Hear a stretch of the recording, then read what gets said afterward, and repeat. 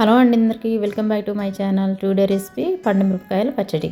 ఈ సీజన్లో ఎక్కువగా పండు మిరపకాయలు దొరుకుతాయి కాబట్టి ఇప్పుడు మ్యాక్సిమం అందరు పెట్టుకుంటారండి. నేను కొలతలతో చూపిస్తున్నాను.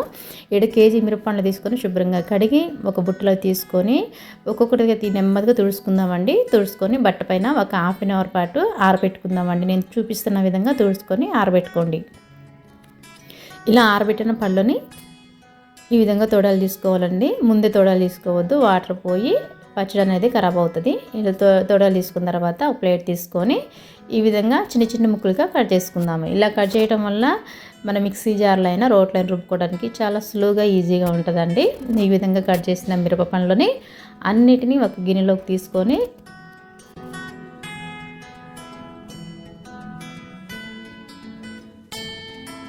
ఈ విధంగా కట్ చేసిన మిరపపండ్లని 3 వాయిలుగా వేసుకున్నానండి. కేజీ తీసుకున్నాను. కేజీ మిరపపండ్లకి 200 గ్రాముల చింతపండు, 200 గ్రాముల సాల్ట్ సరిపోయింది. కచ్చా పచ్చాగా ఈ విధంగా పట్టుకొని గిన్నెలోకి వేసుకుందామండి. ఈ పచ్చడి అనేది 3 రోజుల పాటు ఊరబెట్టాలి. పట్టిన రోజు నెక్స్ట్ డే తర్వాత 3వ రోజు రుబ్బుకోవాలండి. ఎక్కువ రోజులున్నా ఏం పర్వాలేదు, కాకపోతే వారం లోపు ఎప్పుడైనా రుబ్బుకోవచ్చు. మనకి టైం బట్టి వెంటనే రుబ్బుకోవచ్చు. ఇలా ఒక ప్లాస్టిక్ డబ్బాలో వేసుకొని స్టోర్ చేసుకుందామండి. చింతపండు అనేది ఆ పచ్చడికి బాగా పట్టేసి ఊరిపోతుంది. 3వ రోజు రోటిని శుభ్రంగా తడి లేకుండా చూసుకోండి.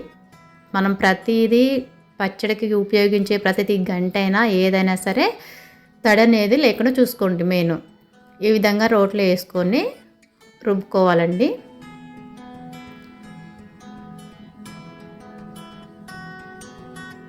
ఒక స్పూన్ వరకు పసుపు, ఒక స్పూన్ వరకు మెంతి పౌడరు వేసుకొని మొత్తం ఒకసారి కలుపుకొని మొత్తం తీసిన తర్వాత నేను ఎల్లిపాయలు అనేది ఒక గుప్పెడన్ని వేసానండి.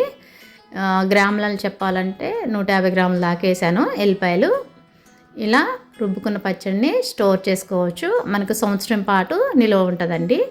పోపు వేసుకుందాము.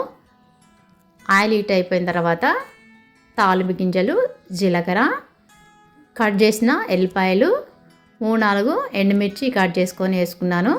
కరివేపాకు వరకు ఇంగ వేసుకొని స్టవ్ ఆఫ్ చేసుకొని వెంటనే పచ్చడి వేసుకొని అంతా కలుపుకుందామండి. ఈ పచ్చడి అనేది సంవత్సరం పాటు నిల్వ ఉంటుంది. మీకు ఏ విధంగా నచ్చిందనేది కామెంట్ రూపంలో తెలియజేయండి. మన వీడియో నచ్చితే తప్పకుండా లైక్ చేయండి, సబ్స్క్రైబ్ చేయండి.